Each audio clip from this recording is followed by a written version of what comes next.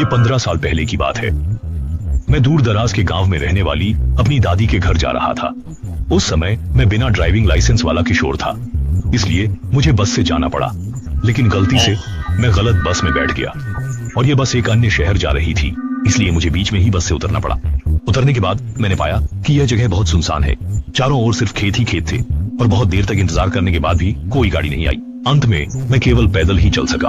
जब मैंने लगभग 1 किलोमीटर चला तब मैंने बगल के गेहूं के खेत में बहुत सारे पुआल के पुतले देखे। ये पुतले बहुत वास्तविक दिख रहे थे। मैं उत्सुक था, देखना चाहता था कि इन्हें किससे बनाया गया है। जब देखा तो चौंक गया। आप बिल्कुल भी कल्पना नहीं कर सकते, हर पुतले की त्वचा थी। ये बिल्कुल इंसान जैसे बनाए गए थे। मेरे रोंगटे खड़े हो गए और उनके पोज बहुत अजीब थे। इस तरह का दृश्य सच में बहुत डरावना था। जब मैं वहां से जाने का सोच रहा था तभी मैंने देखा कि खीजोंग एक दाव चावरन की आंखें हिलने लगी।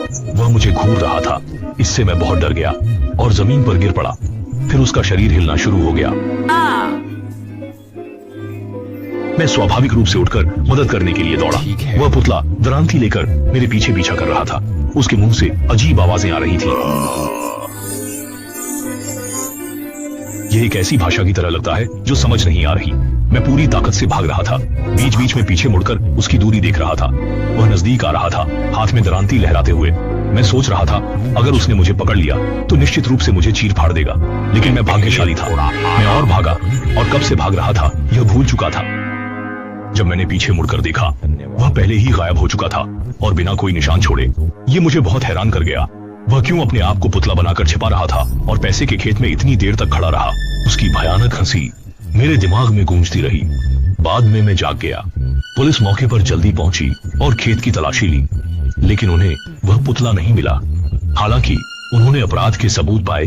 खेत में खून के धब्बे और मानव मांस के टुकड़े थे, क्योंकि उस समय की जानकारी बहुत आधिकारिक नहीं थी।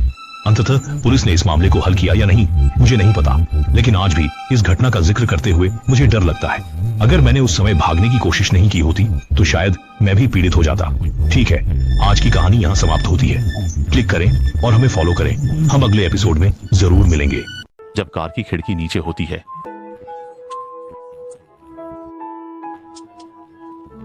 मैं तुरंत ही होश में आ गया। सोचा कि कार में बैठी महिला बहुत बदसूरत थी, लेकिन वह वास्तव में एक अमीर महिला थी जिसने हमें मदद करने के लिए कुछ $1 दर्जन निकाल कर दी। उसके विशेष शक्ति का सामना करते हुए हम दोनों इनकार नहीं कर सके। अमीर महिला ने कार को पहाड़ पर ले जाकर वहां से एक फावड़ा और आलू निकाले। मुझे और मेरे दोस्त को गड्ढा खोदकर चीजें दफनाने में मदद करने के लिए कहा।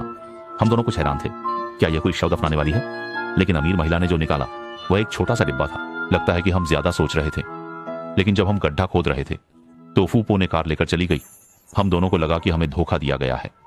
तभी आसमान में बिजली चमकी और तेज बारिश शुरू हो गई। मेरा दोस्त उस बॉक्स को खोलने पर अड्डा हुआ था और जब उसने उसे खोला तो उसमें एक काले रंग का प्लास्टिक बैग था और प्लास्टिक बैग के नीचे 18 उंगलियां थीं। मेरे दोस्त ने उसमें से एक अंगुली पर पहनी हुई अंगूठी ले ली।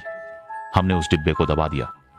घर लौटने के बाद शायद बारिश में भीगने के कारण मुझे एक तेज जुकाम हो गया और यह बीमार 1 महीने तक चली। जब मैं ठीक हुआ मैंने अपने दोस्त से संपर्क करने की कोशिश की, लेकिन फोन उसकी मां ने उठाया। मेरे दोस्त पिछली बार वापस आने के बाद से गंभीर जुकाम से पीड़ित थे और ठीक नहीं हो पाए। 1 हफ्ते पहले उनका निधन हो गया।